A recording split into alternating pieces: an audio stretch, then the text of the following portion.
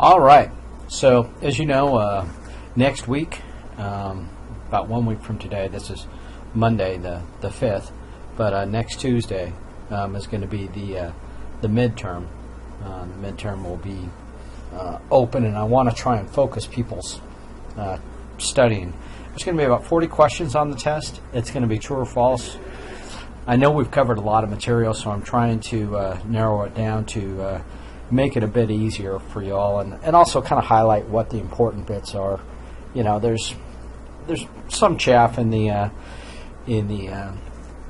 book in terms of distracting kind of stuff, and most of it's good, but I really want to focus on the important parts that at least for this first half of the test first half of the course that you'll need to be successful in terms of knowing enough personal finance to keep you out of trouble, and also perhaps build some wealth at some point.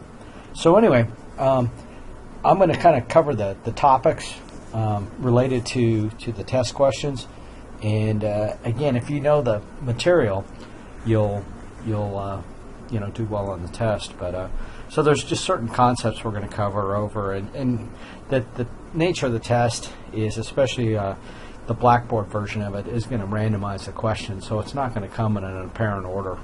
And you will need probably want to have a calculator handy, whether you're in class or whatever. If you're doing it on Blackboard, be aware that if you try and Google stuff or use a calculator function on the computer, you'll likely crash the Blackboard application and have to restart. So not a huge problem. You have to email, text, whatever may get a hold of me, and then I'll reset it, and you'll go ahead. So anyway, but again, I'm not sure whether Blackboard's really that smart, whether they've got that built in, but it is to prevent you from researching things. Also, there'll be a time limit on the test as well, 60 minutes. So 40 questions, roughly, over 60 minutes. If you're under the impression you're going to be able to look everything up, obviously it's not open book, and with that time limit, you'd be hard-pressed to do that. So you're going to have to sort of know some of these things. The math business is not going to be that intense, but you'll have to kind of know how to set up things. And again, I'm not here to punish you. It's all kind of useful stuff that you need to go. I was looking at the homework. In fact, I'll have the homework for this first section all graded here in the next day or so. And most people get it, but you will have to be able to calculate, say, tax rates and things like if I say you're in a 28% tax rate, and I give you an untaxed and a tax exempt and a fully taxed type investment, you'll need to figure out the difference. And it's really not that hard, but you will want to know how to do it. So anyway, let's just jump right in. When we talk about inflation, what really happens with inflation? Say you have $100 in the bank, and inflation is whatever, 3%. Typically, it's a bit higher, but right now we're living in periods of low interest rates, and so low corresponding inflation. But anyway, a year from now, if it's 3% inflation, you still have your $100, and maybe some more if it's an investment. But if you're holding $100 in cash, you've just got it in a safe somewhere. A year from now, you'll still have $100, but when you go out to try and spend it, it will only buy about $97 worth of stuff if there's 3% inflation. So again, if you're hoarding cash, and I would even contend things like gold and some of those investments that really don't bear any interest, they're used as a hedge, as a speculative type thing, but anyway, you're losing the buying power is what's happening. The money itself is not actually being eroded away. It's just what you can buy with it. What leads to higher prices? And when I think about this, probably a good example of this is, say like in a housing market. If you think about a housing market, what is going to make prices go up? And it's usually supply and demand, right? High demand is going to cause higher prices. And so you have to think maybe one step beyond that, in the fact that if you have super low interest rates, especially if they're new. Right now, people are kind of used to low interest rates, so if interest rates go up, demand would actually probably go down because there would be less people in the market. But typically when there's low interest rates, there's more people who are able to afford houses, there's more people looking to buy houses, and so that's actually going to result in higher prices. Again, it gets back to all the supply and demand factors. So again, I'm not going to, give you exact questions here, but I'm going to talk about topics that if you understand them, you will understand, what's going on. So again, economic influences, supply and demand. Granted, it's economics, but in personal finance, that's affected by it. When I refer to the Fed, or when the newspaper or anybody refers to the Fed, what are they really talking about? It's called the Federal Reserve Bank, and it's a pseudo-governmental type thing that basically tries to set interest rates. Right now, they're kind of stuck. They lower interest rates, they get them down around zero, and they're kind of all out of bullets. But anyway, that is the organization. The Fed has a huge role in the stock market, especially when they do their quantitative easing, where they essentially buy stocks and pump up the market unofficially. But anyway, if you're going to be in any sort of investments, including fairly mundane investments, you need to not only consider how businesses are doing, but you also need to consider the Federal Reserve System's policy. So when those guys meet, you will see that their guidance will have a definite economic effect. But anyway, you just need to know that the shorthand for the Federal Reserve System is the Fed.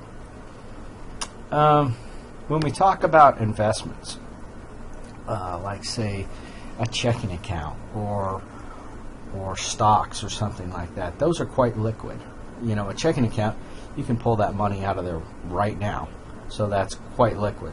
Stock market's the same way. Now, the other factor with the stock market, though, is the prices go up and down. So although it's very liquid, there may be other factors why you don't want to sell. Conversely, in the real estate market, it's considered quite illiquid. And it's basically tough to move your money out of the real estate market. It can be a great investment, but if you need money tomorrow, the stock market is, not stock market, but the real estate is not going to be able to get you the cash on hand. Usually real estate deals take minimum really of 6 weeks, and even at that point, either party can kind of walk away from the deal, so kind of scary. But good investment, but not liquid. We talked about opportunity costs. So opportunity cost is, the person who, again, I don't know why we're harping on Starbucks, but if you go to Starbucks every day, and spend $5, $6, at the end of the month, that's quite a bit of money that is not available for other investments. So, there's when you use your money for one thing, it precludes you from using it for another process. So, probably a more, maybe a better example is, say, student loans. A student who has a ton of student loans and then goes out and buys a new car right after college, that student is going to be hard-pressed to start investing because they've got all their money tied up, A, paying off student loans, and B, with a new car. So it's going to slow you down, and with the time value and money and all that, you may be in a bad situation later on that could have been greatly resolved by just showing a little bit of moderation, stepping back, and investing and doing all that. But anyway, that's opportunity cost. We did talk a bit about job searches. We talked about things like aptitudes, what makes you good for a certain position, a knack. So you're good in math, and so you might be driven to something like that, maybe engineering type job, something like that. So anyway, aptitudes. We also talked a little about technology. Sometimes, especially in automation, it can cause some industries, cause great upheaval. If you're training to be a draftsman, if you're training to be a a modeler for like industrial type applications, things like that, those jobs are evaporating. There's other jobs that are spawning up, but jobs that can be quickly automated through, say, CAD CAM and 3D printing and things like that are going away. So you got to be aware of what's going on in the market. We've talked a little bit about benefits so far. We'll talk some more later. But the new normal in terms of benefits is what they call cafeteria style selection, where you go to work for a company and there's not sort of a one-size-fits-all retirement plan.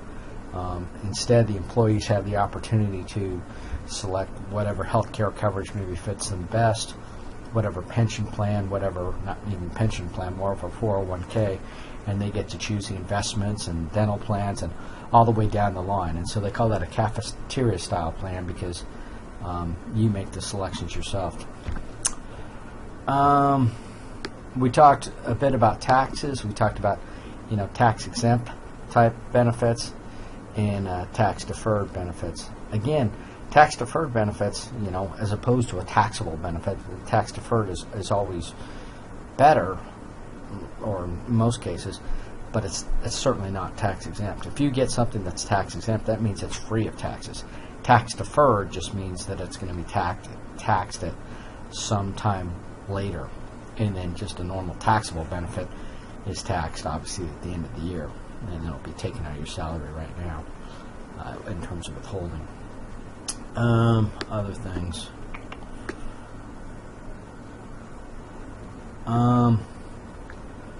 We talked about tax brackets. We kept using the figure of the 28% tax bracket because that's pretty common.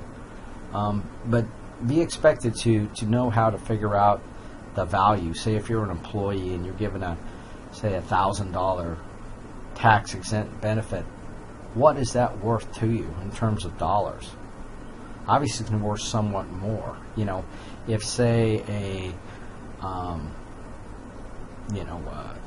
company, say it comes with a company car, and the value of that company car is, you by having that company car, you're not having to pay $500 a month on a car payment. So what is the value of that basically vehicle that's worth $500 a month? Well, if you think about it, it's actually worth more than $500 a month for you, because if you had to go out and spend $500 on that car to get around, well, that money that you'd be spending would actually be after tax money. So it would cost you quite a bit more than the $500.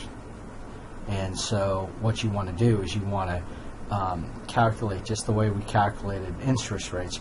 You want to calculate figuring in your in this case that 28% tax rate, and it's going to come up to a higher number than the 500 based upon the value. Anyway, look at your problems and just be able to work those problems kind of backwards and forwards. Tax deferred benefits, yeah, we talked about sometime in the future they're going to be taxed. Not right now, but later. And we talked about tax exempt benefits. Different thing. Obviously, you prefer a tax exempt benefit. What else? We talked about variable and fixed expenses in terms of, personal finance. So obviously, meals, things like that, entertainment, those are typically variable expenses, but rent, insurance, other items are typically fixed expenses. So if you're trying to control those, you would want to adjust as such and be able to quantify those, be able to put them into the different category in terms of fixed versus variable expenses. Just kind of a generic question, regarding Americans' propensity to save. Are they good at it or bad? Obviously, most Americans find it a little tough to save.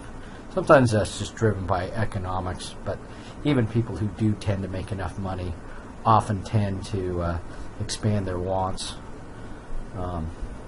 when they really shouldn't. If they truly identified their needs, they would probably be able to put quite a bit more in savings and Americans kind of have a tough time saving money.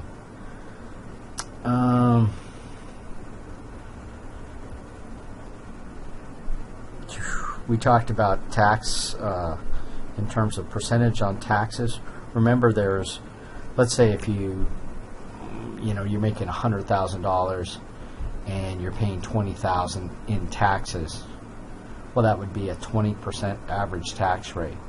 Now, if we dive down in there, there's going to be this notion of marginal taxes, which means there will be a lower rate charged on the lower amounts of your salary. The first, say, up to $25,000, another amount, and it'll graduate up to where you're paying about 28% on the last portion of that $100,000.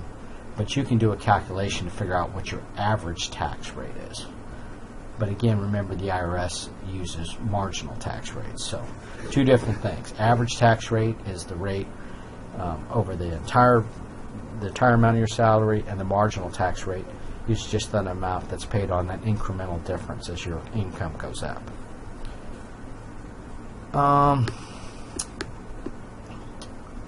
When we're talking about reductions in taxable income, there are certain things in the tax system, exclusions that would obviously be from investments that may be, say, tax exempt. Sometimes there's tax credits. Anyway, those are referred to as exclusions.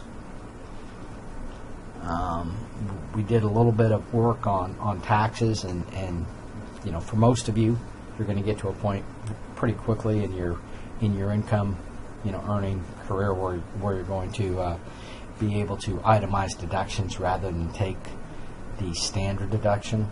It will be financially beneficial to you to itemize deductions.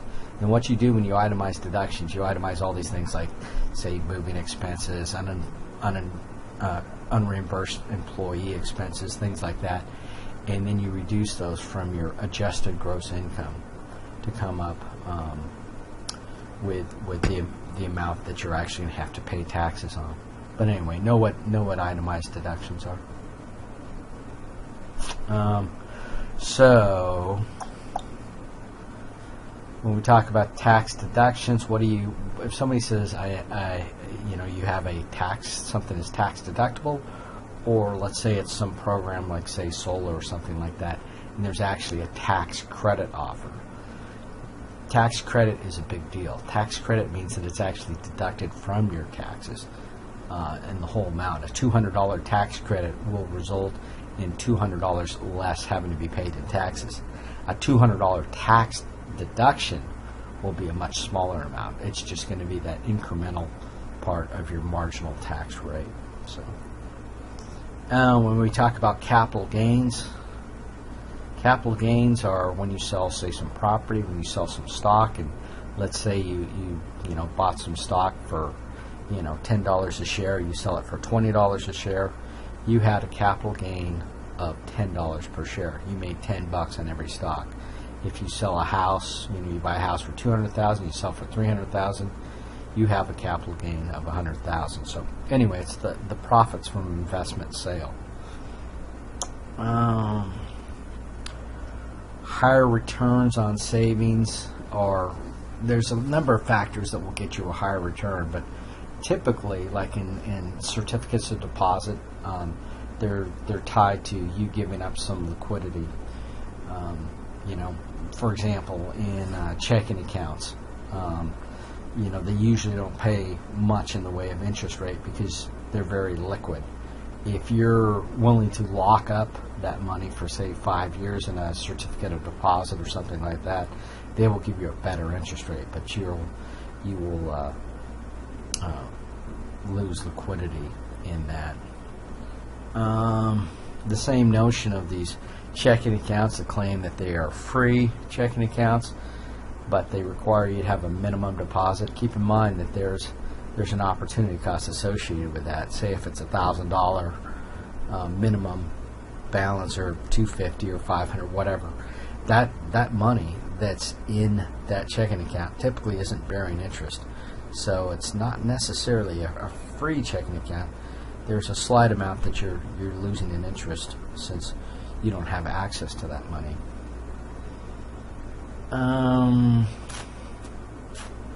Know how to calculate, taxable versus untaxed investments. So we talked about this in terms of a tax rate. Let's just go with kind of an artificially high interest rate, but let's say you're getting a 10% interest rate that's fully taxed. What is the after-tax rate on there if you're in the 28% tax bracket? Well, the way you would do that is you would get 1 minus 0.72, or I'm sorry, 1 minus 0.28 for that 28% tax bracket, and that is going to give you 0.72. And then you would multiply that 0.72 times the interest rate, which in this case I said was 10%, so that means it's going to be after-tax rate of 7.2%. So anyway, I use 10 as a number just to make it easier, but whatever number that is, that same calculation of the 1 minus the 0.28, if it is 28%. If it's 25%, then it's going to move, 0.75. But anyway, you can figure that out. But you have to be able to do that fairly easily, because in the real world, you're going to come up against investments that are tax privileged, and you want to be able to compare things rather than just sort of guess. We talked about open-end versus closed-end credit. Remember things like automobile loans, home loans, things like that have a definite start date and a definite end date, a certain fixed number of payments.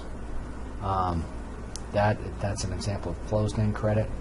Open-end credit is something like a credit card where there's not fixed dates associated with it. There's fixed dates to pay, perhaps, but even then you can let it roll over and you can charge more against it. And so again, lines of credit and we haven't spoken much about lines of credit, and it's not necessarily a personal finance concept is why. So just think about credit cards. Credit cards are definitely open-end credit.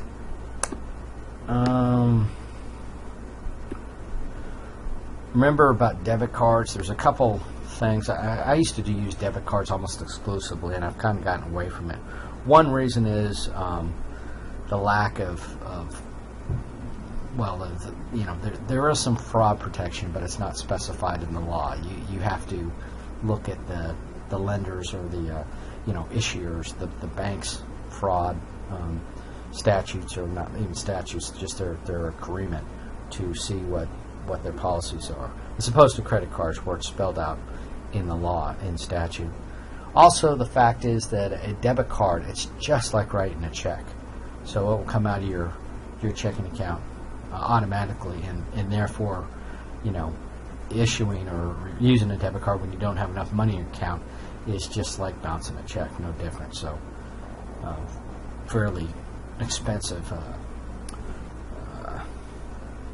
consequences if you screw that one up, but it immediately takes it out of your checking account. What I say about cosigning loans, basically don't do it. I would come up with another means, loan the people money just personally or whatever, but if you put your name on a loan as a cosigner, it's pretty much your loan, and when somebody defaults on it,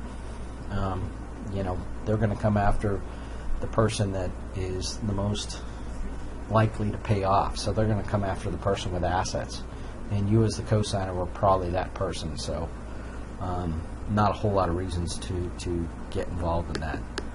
But anyway, yeah, they're going to come after you if somebody defaults, because it's essentially, since you co-signed it, it's you defaulting. If you ever apply for credit and you're denied, what do you want to do? Figure it out. What happened? Why?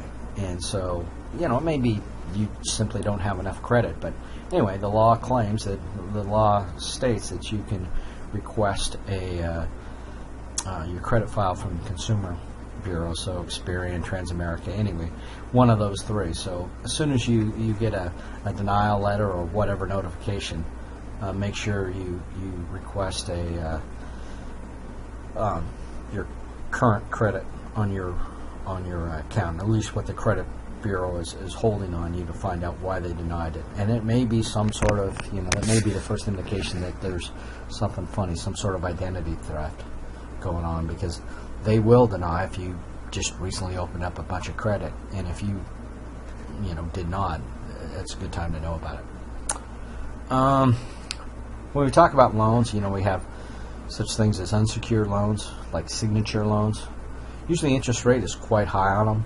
And then there's other loans that are secured that the interest rate is lower.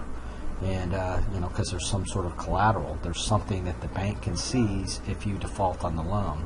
So, for example, real estate, the interest rates are quite low because they know right where you live, and they know how to take that house, and there's very little risk to them because they can come take it. I mean, there's some bureaucratic things that prevent the bank from taking it too quickly, but that actually drives the interest rates up a little bit. So you as a mortgage person, you may be in favor of them not being able to foreclose, but believe me, if the banks can't foreclose easily on properties, interest rates will go up because that's going to be more exposure that the banks will hit. Same thing is true with vehicles. Repossessing vehicles is a fairly straightforward process. They don't have to call you. They don't have to whatever. If you're behind on payments, they will come take the car. So the good part about that is that since it's so easy for them to take cars back, it makes the interest rates quite affordable because they're exposed to a bit less risk because there's less bureaucracy. And anyway, that notion of being able to take it back. So anyway, if the bank is secured, if the bank has got some recourse in case people default on loans, it's going to make the interest rates lower, which is a good thing. So you want to be sort of business friendly in those things. If you're not a deadbeat yourself, you definitely want them to be able to go after the people who are, or else we're all going to pay for it. If you want to take advantage of interest-free periods on credit cards, what do you got to do? Yeah, you got to pull it, pay off that bill every month. If you carry a balance on that credit card, you're going to be paying interest. So you want to figure out what the terms are, and typically, you got 30 days to pay off that balance. And as long as you do that, you're getting to use their money for free, which is a good thing. There are some bit of redundancy in some of these questions. So again, when you're going through the test, if you have problems on one, maybe you want to skip it and come back to see if there's not, an answered period. And anyway, it's basic testmanship. You might be able to figure out one question from another. We did talk about bankruptcy. Remember, there's two that we typically talk about, 7 and 13. 7 is the one where that's what most people think about when they talk about bankruptcy, that they're going to come, you're basically going to turn over a list of everything you own to the judge. You're going to go in front of them and say, I can't pay, and they're going to basically sell off some of your stuff if need be. I mean, you're turning it over to a judge who's going to, in turn for discharging most of your debts and restructuring things, is going to let you know what you can keep. Now, if you've got a job, they may very well opt for Chapter 13, which means you don't necessarily get to discharge all those debts. You're going to pay them back, but the court is going to intervene and probably chop some of those debts down a bit and make sure that it's a manageable plan. But again, you're giving up some of your freedom by the way it's done. But anyway, in any case, you're going to draw up a list of what you have, and again, because you're turning your financial life over to the court. We talked about different kinds of court. In fact, we talked about, for example, class action lawsuits. That's when you're in a class, large group of people, something in common. You form a class and you sue like that. We also talked about small claims court. Typically, that's done when you don't have in small claims court, there's lawyers are not present. So small claims court is typically used for smaller things to keep it out of the regular courts.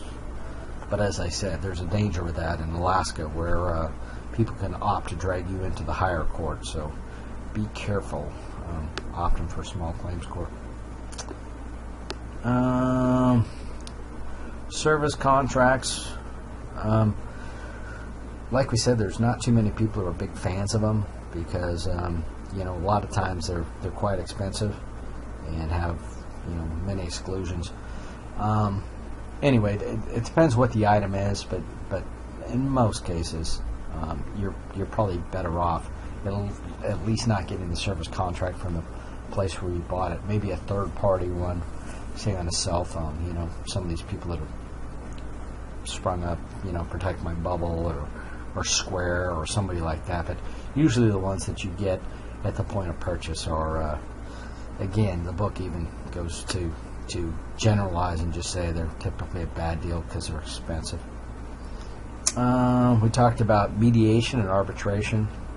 So again, mediation is a voluntary thing. You enter into a negotiation type thing with a third party and see if with their help you can come to some conclusion. Again, I'm not a big fan of mediation because it's kind of a waste of time. Either one of you can just kind of walk away from it. Arbitration, on the other hand, if you submit to arbitration, you're going to come out of there with a decision, and it's going to be binding. So it's pretty much like going to court, but just a little less formal. So if you're in arbitration, if you signed your rights to arbitration, you voluntarily go to arbitration, it's going to come out of there, and what comes out of there is going to be a legal decision. We talked about the difference between housing type situations in terms of apartment typically is just a rental or a lease as opposed to a condominium. A condominium, you actually own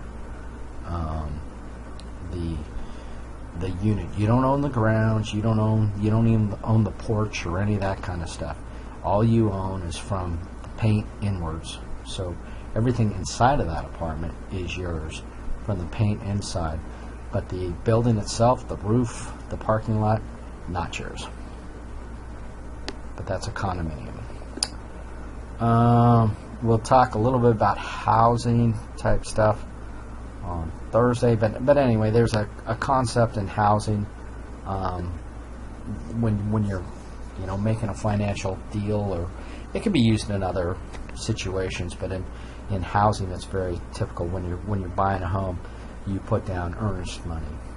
Earnest money, it goes actually into an escrow account, which means it's neither goes to it's not held by the seller. It's not held by you. It's in a third party account that's fairly tightly controlled. There's a lot of real estate rules involved in earnest money. But say you're buying a house, you may be asked to put down, say, $2,000, $5,000, something like that in earnest money.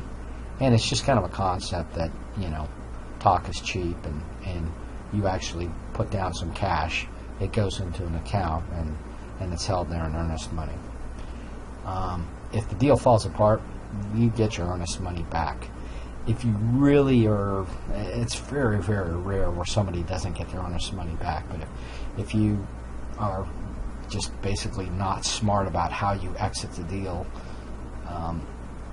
you might not get your earnest money back. But that just doesn't happen, especially in a housing situation. Somebody will claim, oh, you didn't tell me about this. Of course I don't want to buy that house. I didn't know it was right next to whatever. People will come up with some sort of excuse, and just about always they will get their earnest money back. But the question is actually related to what is earnest money. So it's just a amount of money that's set down to show good faith. And good faith is a concept on its own. It's just a sense of commitment that you have.